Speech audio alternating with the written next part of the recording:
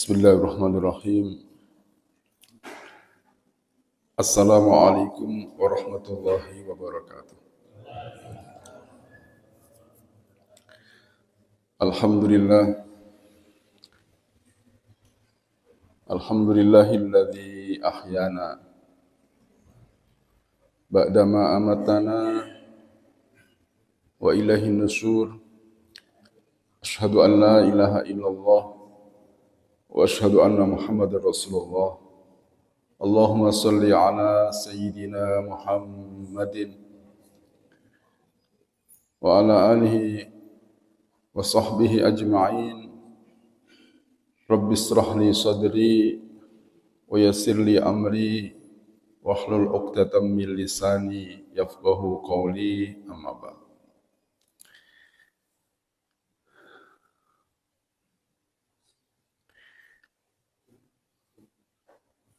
Alhamdulillah, pada kesempatan pagi ini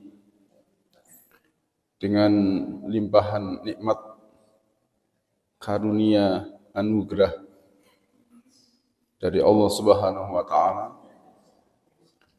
kita bersama-sama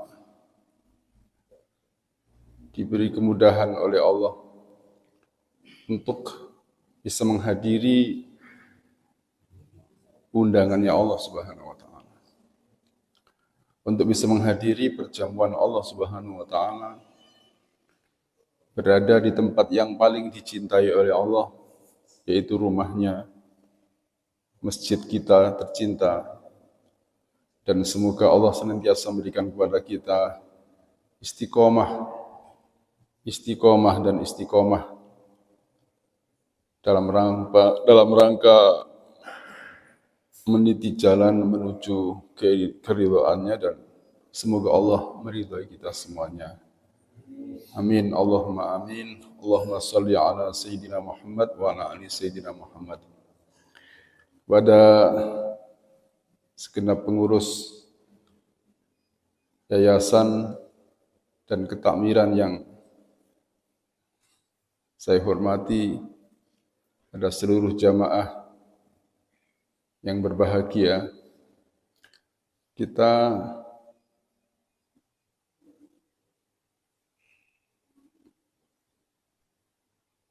hari ini di tahun yang baru dalam perhitungan Masehi. Ini adalah pengajian dengan saya yang pertama di tahun ini. Ya Mas ya.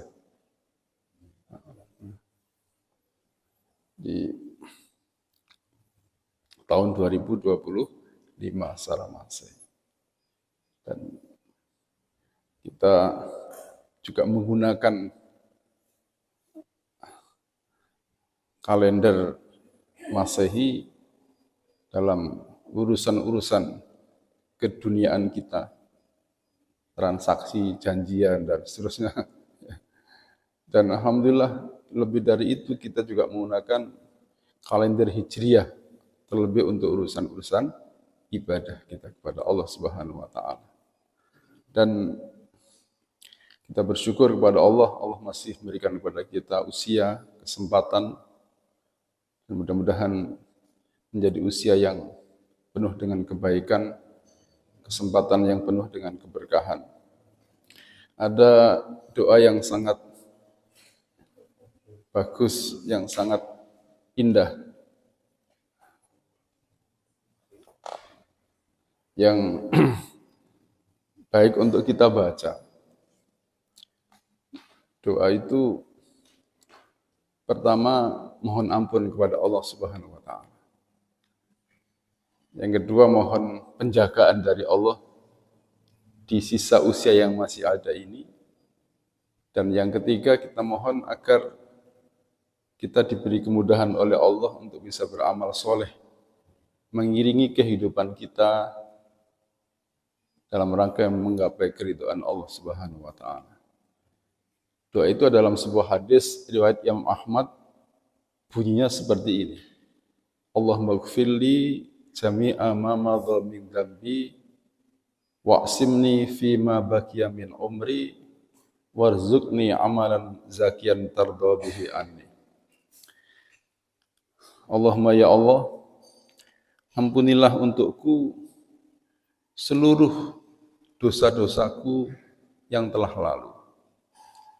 Jadi ampunilah, berikan ampunan kepadaku atas seluruh dosa-dosaku yang telah lalu. Ini berarti kita mohon ampun kepada Allah. Karena semua kita pasti punya salah. Bahkan tidak hanya punya salah, tapi bahkan mungkin banyak salah. Banyak khilaf. Baik yang langsung berhubungan dengan Allah atau yang berkaitan dengan hak adami atau hak orang lain. Jadi kita mesti mengaku bahwa kita ini punya salah. Karena itu kita diajari melalui doa ini ya, agar kita mohon ampun kepada Allah Subhanahu wa taala. Yang kedua, wa'simni fima baqiya min umri. Ya Allah, berikan ismah, berikan penjagaan di sisa usia yang masih ada ini. Jadi di sisa usia yang masih ada. Kenapa dikatakan di sisa usia yang masih ada? Karena sebagian umur itu sudah kita gunakan. Ada yang baru menggunakan sedikit karena umurnya panjang. Walaupun dia juga tidak tahu bahwa umurnya panjang. Ada yang sudah menggunakan ya sedikit ya karena juga umurnya sedikit, dan mereka juga tidak tahu bahwa umurnya sedikit. Karena sedikit lama tidaknya umur itu bukan urusan manusia. Semua pasti ada jatahnya masing-masing. Semua ada ajalnya. Ajal itu batas waktu ya. Jadi batas waktu yang tidak bisa diundur walau sesaat. Ya, ada yang sudah menggunakan 30 tahun, ada yang sudah menggunakan 40 tahun, ada yang sudah menggunakan 50 tahun, bahkan ada yang sudah menggunakan 60 tahun. Berapapun yang setelah ini itu sisanya. Nah, yang sisanya ini yang harus dijaga. Ya. Kita tidak mampu menjaga diri kita sendiri karena memang godaan itu sangat banyak. Godaan itu sangat berat. Karena itu kita minta tolong kepada Allah agar kita juga dijaga oleh Allah Subhanahu wa taala, dan kemudian kita juga dimampukan oleh Allah untuk menjaga diri kita. Makanya wa'simni fima baqiya min umri. Ya Allah, jagalah, peliharalah. Ya. Jadi di sisa usia yang masih tersisa ini. Semoga usia yang masih tersisa ini Pak ya, betul-betul di dalam pemeliharaan Allah sehingga tidak rugi ya dalam menutup kehidupan kita nanti, karena ya kita semuanya pasti akan mengakhiri ya kehidupan kita di dunia dan kita akan menapai jalan menuju akhirat kita. Jadi ya Allah, peliharalah di dalam usia yang masih ada ini, yang masih tersisa, entah berapapun. Ya mudah-mudahan masih lama nih Pak, mudah-mudahan masih ya diberi. Tapi lama di dalam ketaatan ya. Kalau lama di dalam kemaksiatan yang menakutkan gitu ya.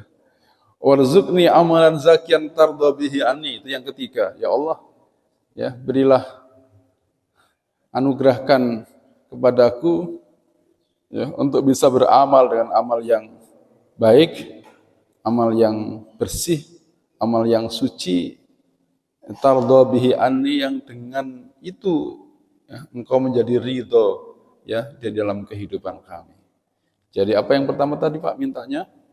Pertama minta ampun. Yang kedua minta dijaga ya usia yang masih tersisa ini, dan yang ketiga kita minta kepada Allah agar kita diberi kesempatan, kemampuan untuk bisa beramal lebih lagi dan lebih lagi. Amal yang baik, amal yang suci, yang menjadikan Allah ridho dengan kita semuanya. Amin. Allahumma amin. Allahumma salli ala Sayyidina Muhammad wa ala ali Sayyidina Muhammad. Para jamaah yang dirahmati Allah Subhanahu wa taala, kesempatan pagi ini kita lanjutkan kajian dari kitab Nasoihul Ibad ini. Dan makalah yang akan disampaikan berasal dari seorang ulama tabi'in, ya, namanya Syekh A'mash, ya, julukannya tuh Syekh A'mash. Namanya adalah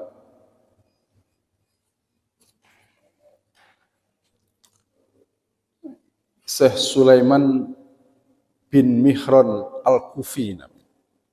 Jadi Syekh Sulaiman bin Mihran, ada yang menyebut Mahron, ya, ada yang menyebut Mihran.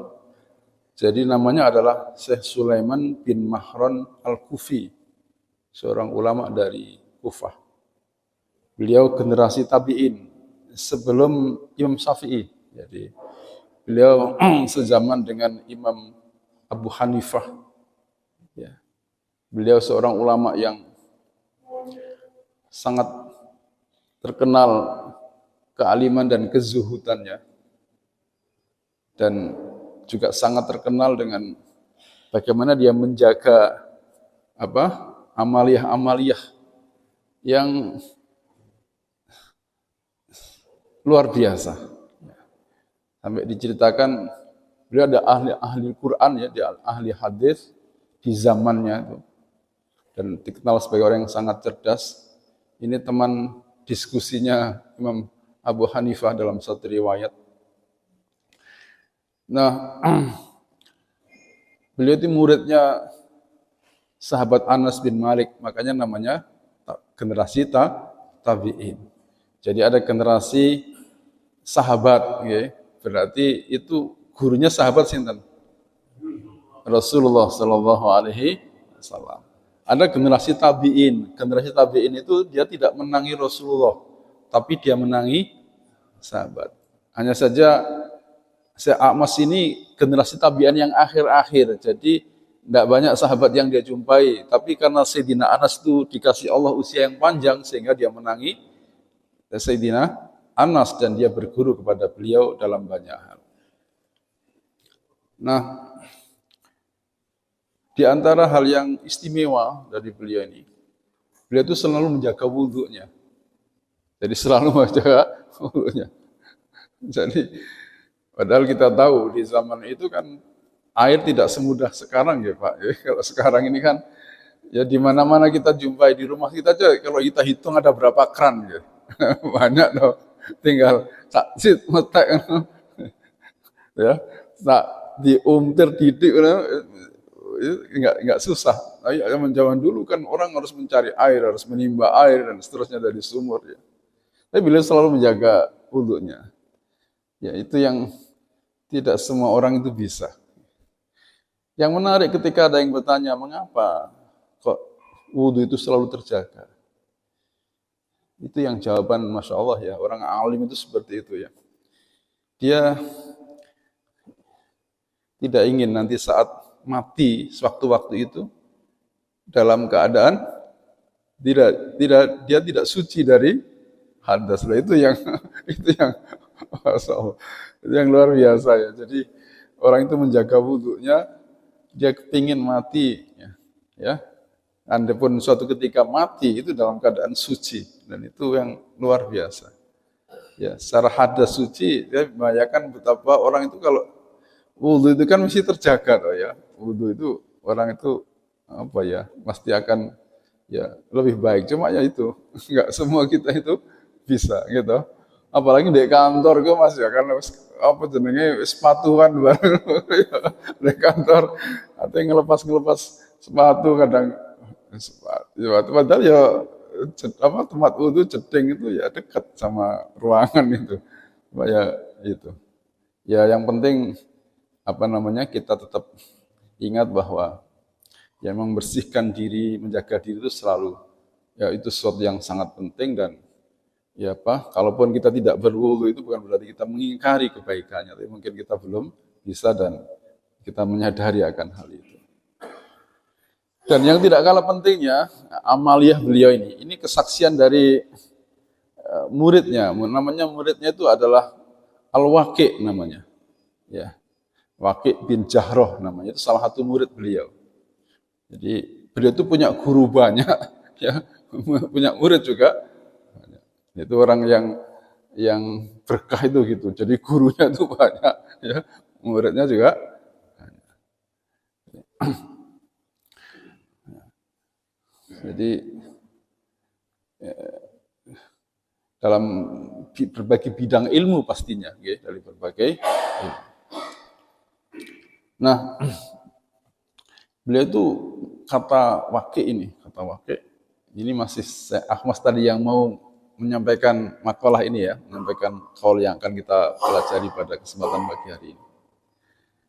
Nah, katanya, ini kesaksian Waqi bahwa hampir 70 tahun. Beliau wafat itu usia 84 tahun lah. Ada yang mengatakan 83, ada yang mengatakan 84 umurnya.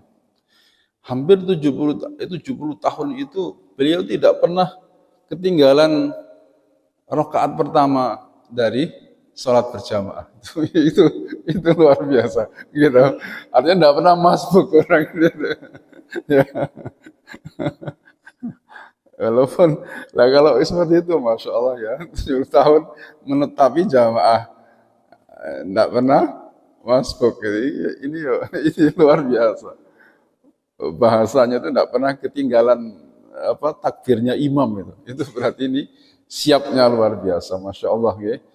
Meskipun kita tidak bisa seperti itu, tapi hari ini kita ya bersyukur karena kita bisa menelaah, bisa menyimak, bisa mengambil pelajaran insyaallah ya dari apa yang beliau nasihatkan di dalam apa yang kita bahas pada kesempatan pagi hari ini. Apa kata beliau ya? Beliau menyampaikan, ya, ulama yang luar biasa ini menyampaikan, Bismillahirrahmanirrahim, man kana ra'su malihi taqwa kallatil al-sunu an wasfi ribhi dinihi wa man kana ra'su malihi dunya kallatil al-sunu an wasfi khusrani dinihi. Barang siapa, ini nasihat beliau untuk kita semuanya, modal utama hidupnya itu adalah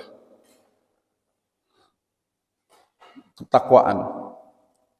Jadi modal utama dalam hidup ini adalah takwa kepada Allah, maka menjadi keluh itu tidak mampu rasanya ya lisan ini untuk mensifati keuntungan ya dari agamanya. Jadi barang siapa yang modal utama dalam hidupnya ini adalah dasarnya itu adalah takwa, ya, dasarnya adalah takwa, maka begitu banyak keuntungan. Sesungguhnya keuntungan yang dia dapatkan dalam perspektif agama sedemikian banyaknya sampai lidah tidak akan mampu menyebutkannya. Itu maknanya. Jadi wong kulik ngelakoni urip dasare takwa menurut beliau nggak akan mampu lidah itu menyebutkan, menjelaskan tentang keuntungannya. Ngantuk Pak nggih? Ditahan nggih. Emang subuh udan-udan makanya ngantuk nggih. Mohon kepada Allah agar kita ya tadi kan sudah berdoa kita gitu jadi dimelekkan jasadnya, juga dimelekkan batinnya, ya, dimelekkan fisiknya, dimelekkan hatinya. Jadi monggo kita niati sarang-sarang ngaji, ya, semata-mata mengharapkan keridhaan Allah Subhanahu wa taala. Jadi orang yang menjalani hidup kok dasarnya itu takwa, ya, maka sungguh orang itu memperoleh keberuntungan yang sangat besar, saking besarnya, saking banyaknya, maka digambarkan di situ lidah itu tidak mampu menyebutkan, ya, kebaikan-kebaikan, keuntungan-keuntungan yang didapatkan karena orang itu menjalani hidup atas dasar takwa. Sebaliknya kata beliau, wa man kana ra'su malihi dunya. Kalau orang itu menjalani hidup, kemudian dasarnya itu adalah kepentingan dunia. Jadi dasarnya adalah kepentingan dunia. Wis semua barang itu pokoknya standarnya itu, ya, perspektifnya itu adalah ukuran itu adalah hanya sekedar dunia, ya. Ya. Jadi kepingin untung ya untung dunia, kepingin seneng ya untuk ukuran dunia, kepingin apapun, ya, kepingin dipuji, kepingin segala macam, pokoknya itu urusannya urusan dunia. Barang siapa menjalani hidup seperti itu dan dasarnya itu adalah hanya sekedar-kedar untuk kepuasan dunia, maka, ya, kalatil alsunu, keluh lidah itu. Apa yang menjadi keluh lidahnya? An wasfi khusrani dinih. Keluh lidah itu untuk menyebutkan ruginya, ya, ruginya dalam perkara agamanya. Jadi wong ku lek nglakoni urip dasare kepentingan dunia semata, maka sungguh sangat banyak kerugiannya, ya, dalam perspektif agama. Saking banyaknya sampai nggak bisa dihitung. Hanya saja memang secara umum Bapak Ibu yang dirahmati Allah Subhanahu wa taala, manusia itu memang ya sering jadi ukuran itu. Ya, sering jadi ukuran itu. Ya memang tidak semua orang bisa menjadikan agama itu sebagai ukuran. Ya. Wong dikatani lho, rugi apa badi? Mesti yang dibalang adalah lek ono takoni, rugi apa badi? Sing ketok apa? Mesti ukurannya adalah badi dalam pengertian dunia. Meskipun dalam rangka mendapatkan badi yang besar tadi dia harus berbohong misalnya, ya. Ya, contoh saya ambil satu contoh ya, satu kalimat bahwa dalam perspektif untung dan rugi itu bagaimana kita menjadikan ukurannya, ya. Le ukurannya dunia, Pak, ukurannya dunia. Maka yang penting adalah oleh untung piro kan gitu ya. Meskipun dalam rangka untung piro itu dia harus nipu, dia harus membohongi, dia harus mengorbankan kejujurannya. Ya. Karena perspektifnya dunia, maka orang akan berpikir, loh untung gede, meskipun sebenarnya di dalam untung gede tadi itu, ya, dia ada unsur menipunya, ada unsur berbohongnya, ada unsur tidak jujurnya. Nah, jadi ono uang, ya, bisnis. Ini satu contoh bisnis dulu. Jadi yang paling gampang itu contoh bisnis. Jujur wis. Tapi untungnya sidik. Ya, jujur untungnya sidik. Misalnya, ya, untung sidik dalam perspektif dunia tadi lah ya. Ya. Misalnya jujur untungnya itu 500.000 sidik napa kata? Banyak nggih. Piro kira-kira sing saiki lah piro? 1.000 kata nomor sidik. Ya tergantung bandingannya. Jadi 1.000 misalnya. Terus yang ada unsur menipunya itu, direkayasa sedemikian rupa, ada unsur bohongnya, nggak jujurnya. Itu untung 1 juta misalnya. Pilih yang mana? Pilih yang mana? Untung 100.000 jujur, untung 1 juta tapi goroh. Pilihannya dereng Mbak. Jadi untung 100.000 apa tadi? Jujur, tapi lek misalnya gak jujur, ono bohongnya lah ya, ono nipune, ono unsur yang begitu merekayasa itu untungnya iso 1 juta. Kira-kira pilih yang mana? Pak Udin pilih yang mana Udin? 1 juta jujur. Lah iku akeh itu enggak le.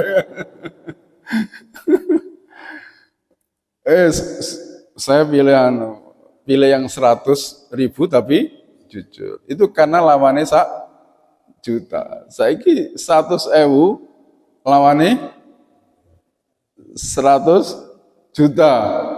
Kira-kira pilih di pas kebutuhannya uang kan. Jadi tagih bolak-balik utangnya wae. Lagi pilih di 100.000 sampai 100 juta gitu. Nah, kan sudah mulai goyah tuh. Nah, katanya ini gak apa-apa sekali waktu. Allah kan juga ngerti. Butuh seangkai kan gitu. Nah, kadang seperti itu yang terjadi itu kan.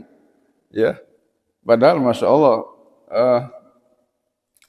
hubungannya hidup ini Pak itu rentetannya banyak gitu loh. Jadi sekali kita tidak jujur bukan berarti lalu selesai urusannya itu. Itu akan berkelanjutan. Ya. Makanya berusaha untuk jujur itu ya. Jujur itu bahasa takwa, ya. Kalau bohong-bohong tadi itu bahasa dunia. Ya. Dalam perspektif dunia, pokoknya yang penting untungnya akeh kan ya. Orang melihat itu, malah untung Said. Tapi kan kita orang tidak mengerti. Aku jujur loh, walaupun tidak harus diceritakan, tapi mestinya orang itu, alhamdulillah, walaupun untungnya mungkin belum besar, tapi kita merasa untung yang besar karena kita bisa jujur. Dan jujur itu adalah bagian dari ketakwaan kita kepada Allah Subhanahu wa ta'ala. Makanya Nabi berpesan, ittaqillah haitsuma kunta. Bertakwalah kamu dimanapun kamu berada. Ya, di pergaulan juga dibutuhkan takwa. Di tempat pekerjaan juga butuh takwa. Jadi bekerja apapun, apakah pedagang, apa tukang gojek atau tukang paket atau tukang apa saja, fotokopi termasuk ya, itu dibutuhkan ketakwaan. Apa ketakwaan dalam bisnis ya jujur, ya itu namanya takwa. Hati-hati, berusaha untuk memuaskan pelanggan, pembeli dengan baik, melayani dengan hati, itu semua adalah bagian dari takwa. Melayani ya dengan sepenuh hati tanpa membenturkan dengan kewajiban kita kepada Allah Subhanahu wa ta'ala. Apa sampean duhur-duhur kok tetap mutu kopi?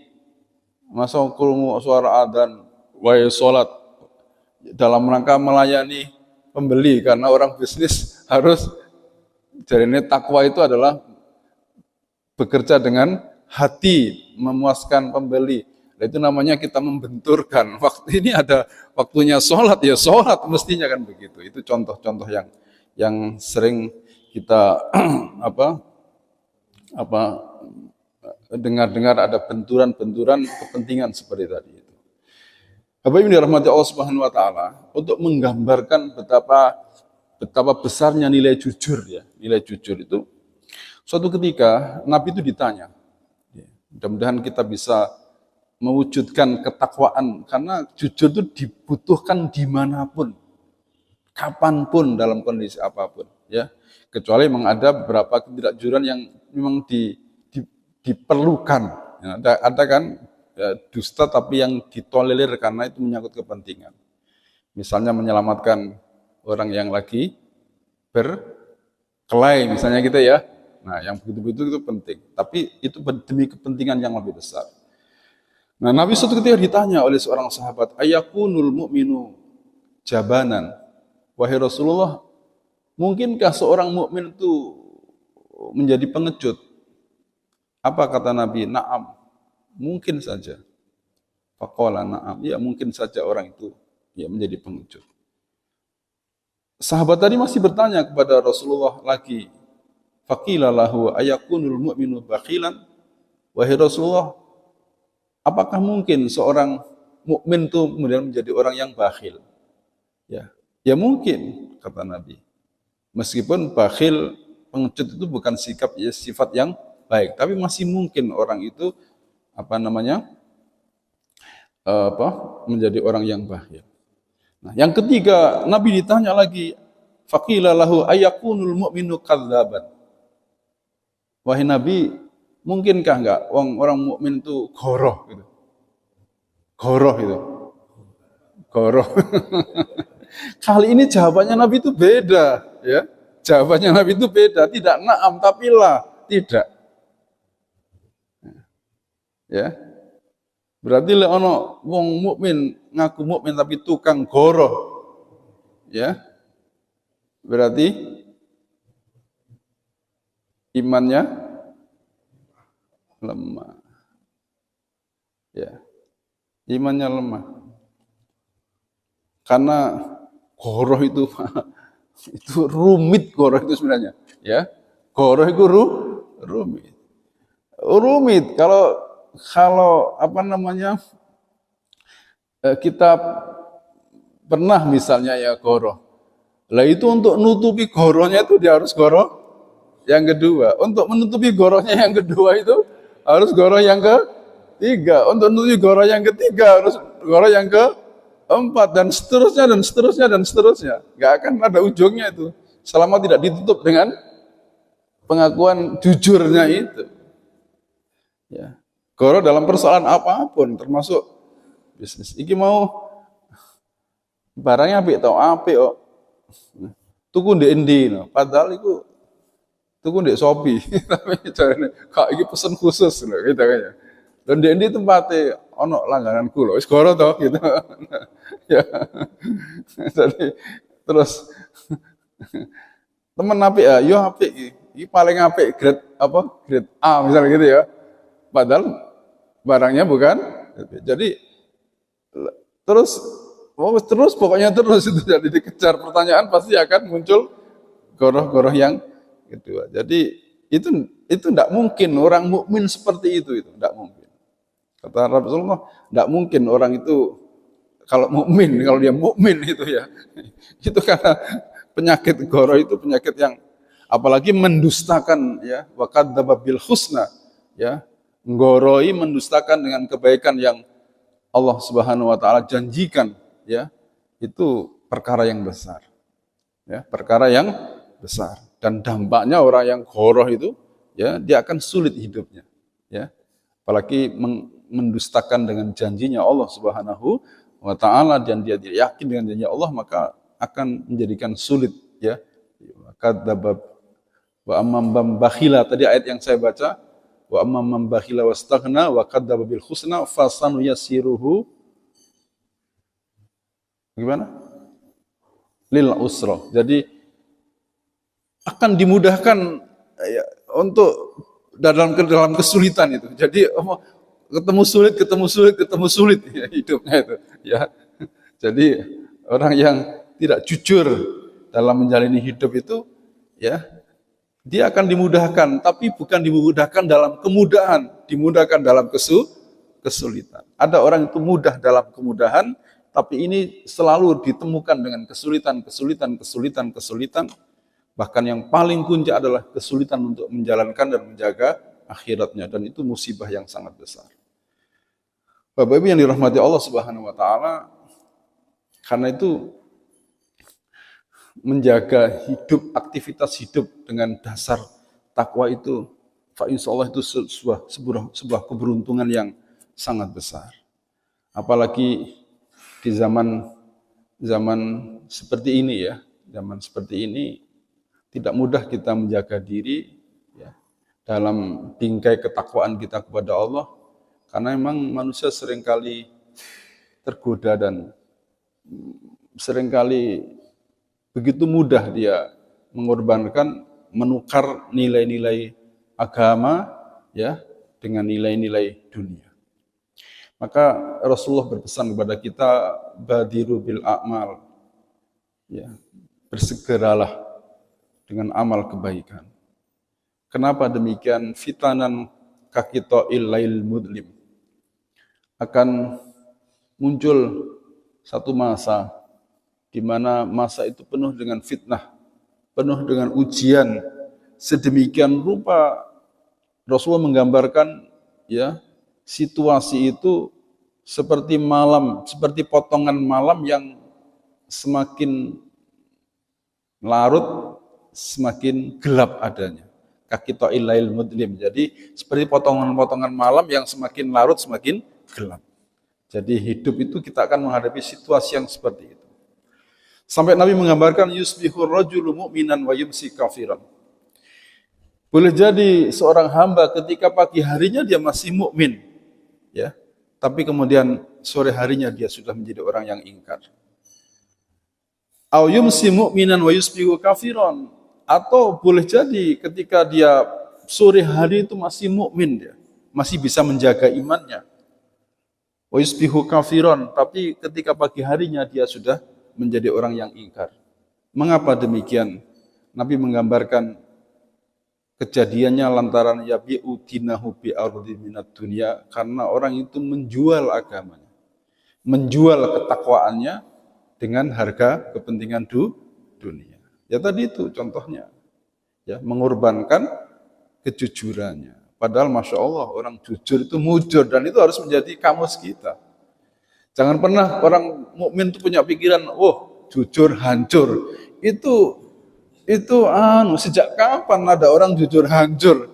Itu bahasa nafsu, Pak, karena itu sudah masuk ya, frame-nya setan itu masuk itu ya untuk mengatakan ya.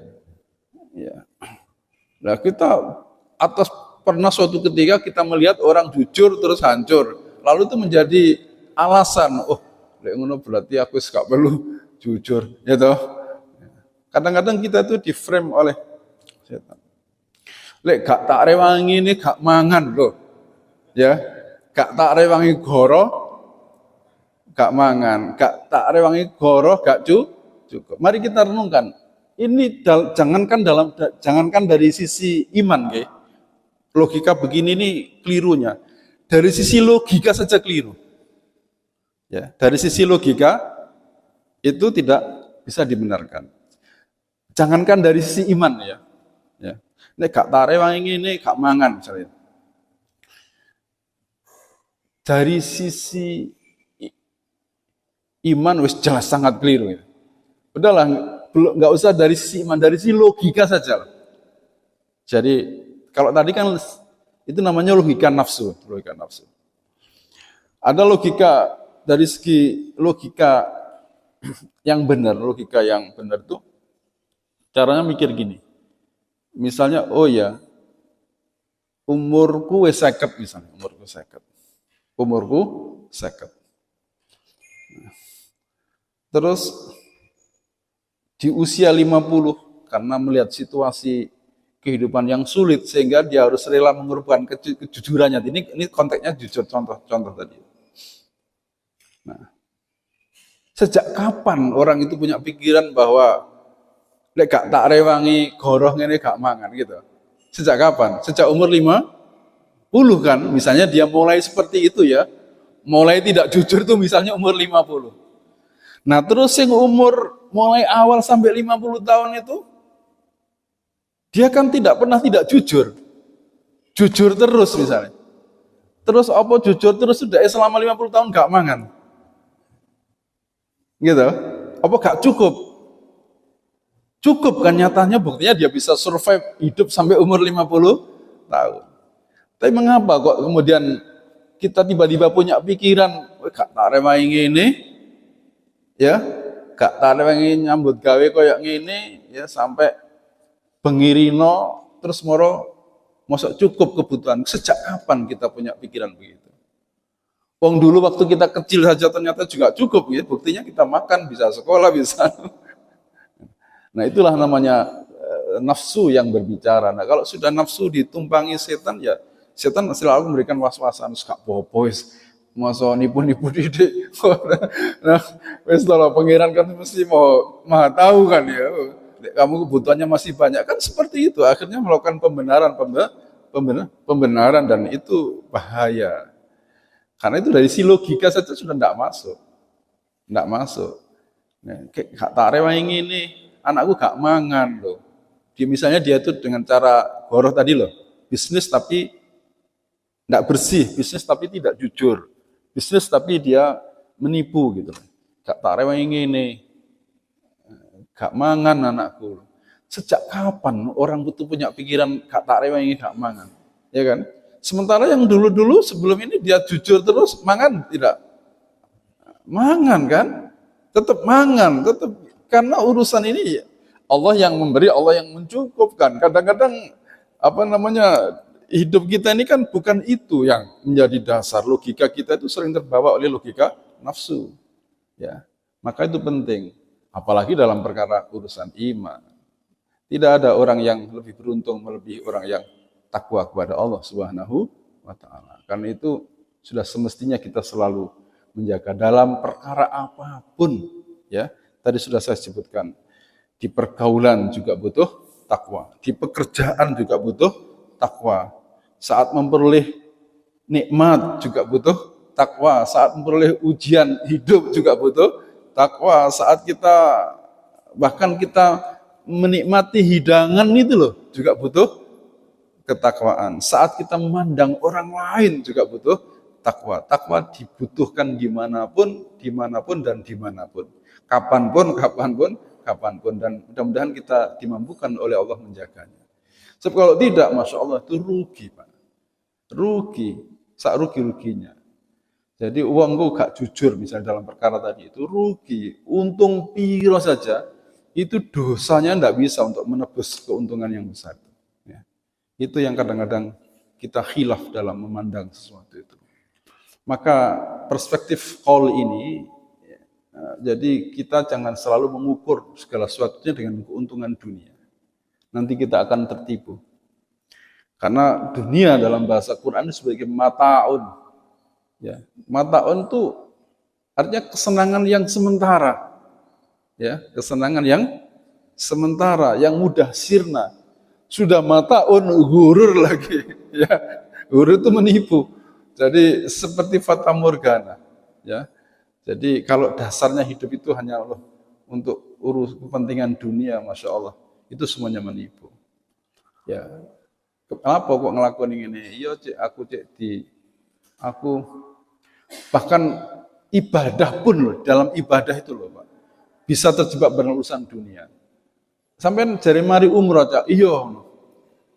Alhamdulillah sampeyan umroh. Iya, ya apa gak umroh wong tangga-tanggaku wis umroh kabeh. Lah ya apa jadi dasar itu gitu. Gak enak aku dilokno wong sugih, tokone gede gak umroh. Lah ngoten lho, sak sretan to Pak niku. Gitu. Iya.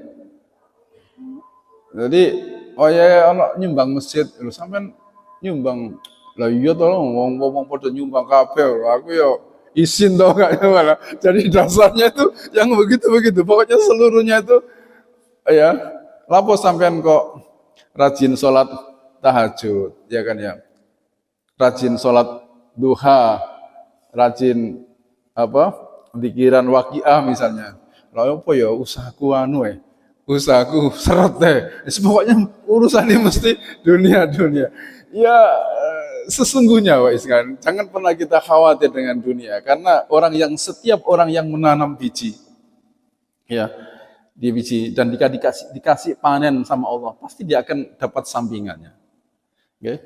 Uang nek nandur pari niku Pak, ya, uang nandur pari, panen pari toh, panen pari. Terus apakah dia hanya panen padi? Enggak kan? Dia juga bisa memperoleh damennya. Damennya itu untuk kepentingan dunia lah ibaratnya. Ibarat contoh panennya tadi lah akhiratnya. Ya. Dapat rumput enggak juga orang itu? Dapat. Tapi wong nandur rumput, mungkin enggak dia dapat panen padi? Mungkin enggak orang nandur rumput terus panen padi? Kecuali padi ini tonggone gitu. Orang nandur rumput mungkin enggak dia akan panen jagung. Tidak akan pernah orang itu panen jagung. Tapi orang yang nandur jagung, dia sangat mungkin dia panen jagung, tapi dia juga bisa panen rumput. Orang yang nandur akhirat itu, yang nandur jagung tadi ibarat nandur akhirat.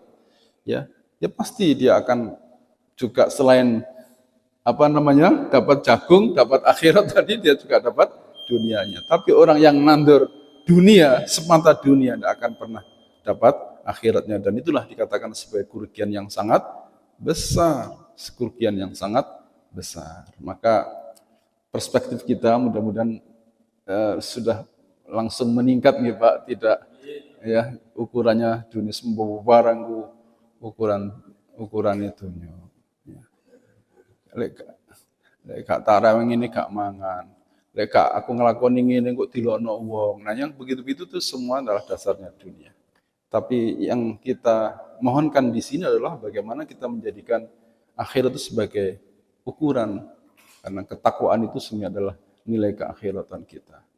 Kadang ya tadi itu manusia terjebak pada logika nafsu dan semuanya itu nanti ya pasti ujungnya akan menyesal karena sesungguhnya harapan dunia itu harapan yang penuh dengan penyesalan. Tapi harapan akhirat itulah harapan kehidupan yang sesungguhnya. Semoga Allah merahmati kita. Saged dimangertos nggih. Jadi saya ulangi, barang siapa kata beliau Syekh Amas yang menjadikan modal utama hidupnya adalah dasarnya ketakwaan kepada Allah, maka sungguh keberuntungannya sangat besar, saking besarnya sampai lidah tidak mampu menyebutkannya. Tapi barang siapa yang dasar hidupnya itu semata-mata adalah kepentingan dunia, ya, maka sungguh kerugian dalam urusan agamanya sangatlah besar.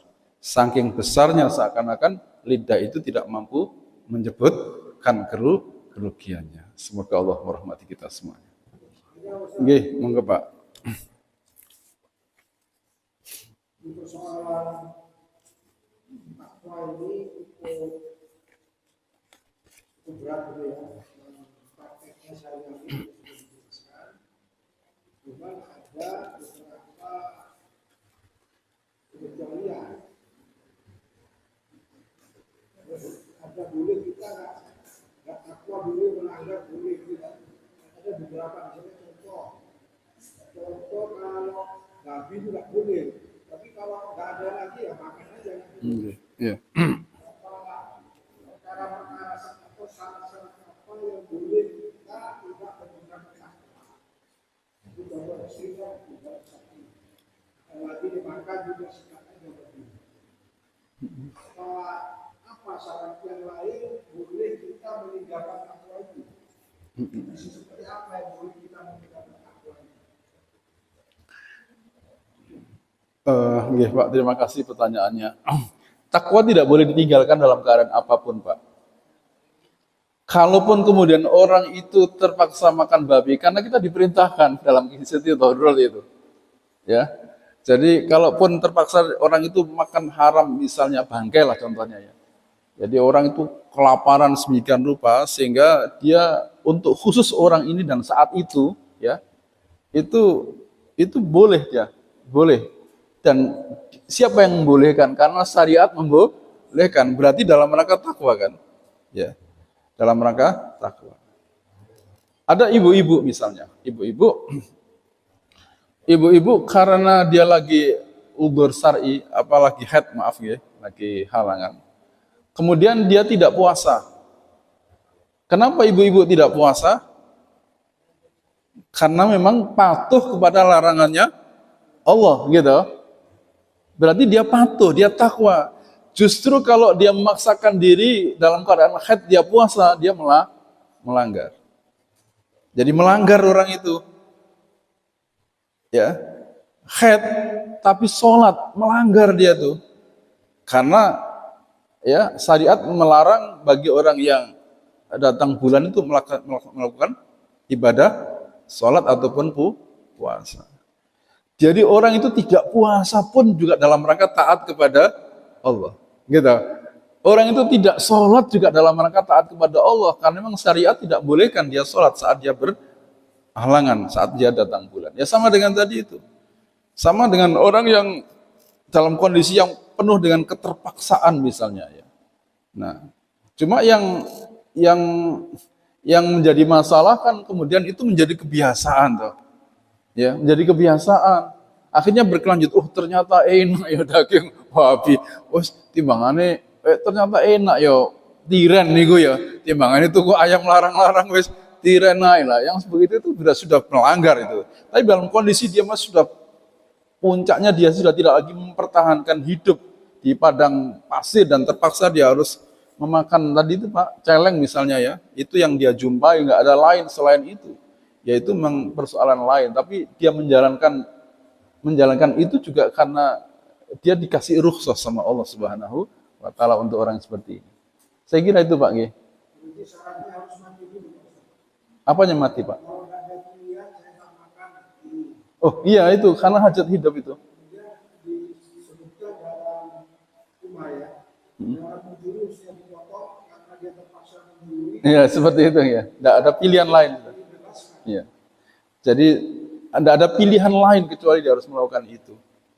Ya, tapi kita selalu mohon kepada Allah, mudah-mudahan kita tidak dihadapkan pada kehidupan-kehidupan yang seperti tadi itu ya.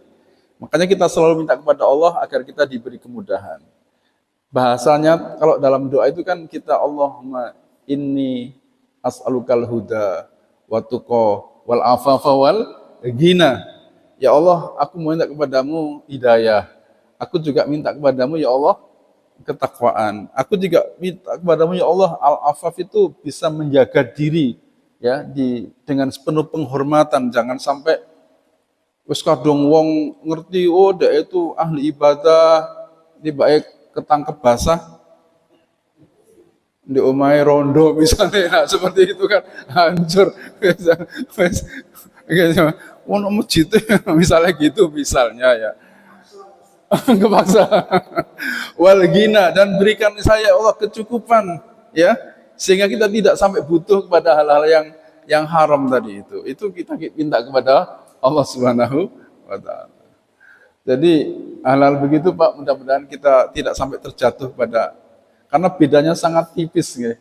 Jadi ini betul-betul hajat atau karena memang muncul dari keinginannya ya. Keinginannya makan babi misalnya. Dia belum nyari kok. Saya pernah di Thailand ya Pak ya. Saya pernah di Thailand itu memang ya saya bersyukur ya Allah, bersyukurnya saya hidup di Indonesia ya. Jadi kesana hari itu, jadi kalau kita mau makan itu harus ke warung yang dekat masjid. Jadi warung masjid itu ada warungnya miliknya orang Malaysia, ada miliknya orang Sumatera gitu ya di Thailand itu. Kita makan itu. Kalau di jalan-jalan tuh enggak mudah kita menemukan yang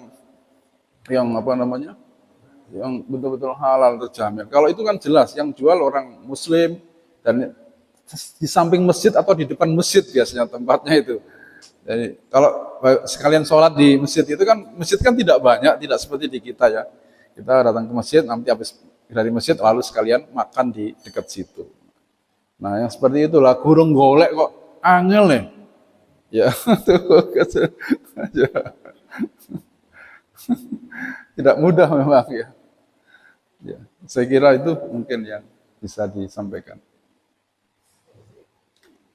Ya. Jadi, Ibu nggih. Jadi segala sesuatu niat karena Allah, karena menjaga ketakwaan kita. Sampean kok pakai kerudung? Nah, pakai jilbab.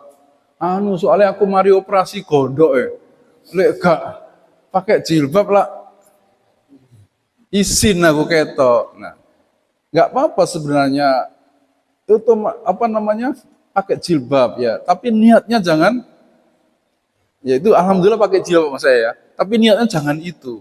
Setelah niat jilbab menutup aurat, otomatis kondoknya nanti akan ketutupan. Itu maksud saya, guys. Segala sesuatu itu kita apa? Ukurannya adalah agama. Ukurannya adalah ketakwaan. Saya kira itu, guys. Monggo sama-sama kita baca doa karena sekarang kita berada di bulan Rajab, guys. Kita membaca apa? Allahumma barik lana fi Rajab. Allahumma barik lana fi Rajab wa Sya'bana wa balighna Ramadhana. Allahumma barik lana fi Rajab wa Sya'bana wa balighna Ramadhana. Allahumma barik lana fi Rajab wa Sya'bana wa balighna Ramadhana. Bismillahirrahmanirrahim. Alhamdulillahirabbil alamin. Hamdan yuafi ni'amahu yukafi mazidah. Ya Rabbana lakal hamdu kama yanbaghi li jalali wajhikal karim wa 'azimi sultanik. Allahumma shalli ala sayyidina Muhammad wa ala ali sayyidina Muhammad. Allahumma ighfir lana warhamna وتب علينا إنك أنت التواب الرحيم. ربنا وظلمنا أنفسنا وإن لم تغفر لنا وترحمنا لنكونن من الخاسرين. اللهم بارك لنا في رجب وشعبان وبلغنا رمضان. اللهم بارك لنا في رجب وشعبان وبلغنا رمضان. اللهم بارك لنا في رجب وشعبان وبلغنا رمضان. ربنا تقبل منا إنك أنت السميع العليم وتب علينا إنك أنت التواب الرحيم. ربنا هب لنا من أزواجنا وذرياتنا قرة أعين وجعلنا للمتقين إماما. ربنا آتنا في الدنيا حسنة وفي الآخرة حسنة وقنا عذاب النار. سبحانك اللهم وبحمدك أشهد أن لا إله إلا أنت أستغفرك وأتوب إليك. سبحان ربك رب العزة عما يصفون وسلام على المرسلين والحمد لله رب العالمين. Semoga bermanfaat, kurang lebihnya mohon maaf. Wassalamualaikum warahmatullahi wabarakatuh. Subhanakallahumma bihamdika asyhadu an la ilaha illa anta astaghfiruka wa atubu ilaik.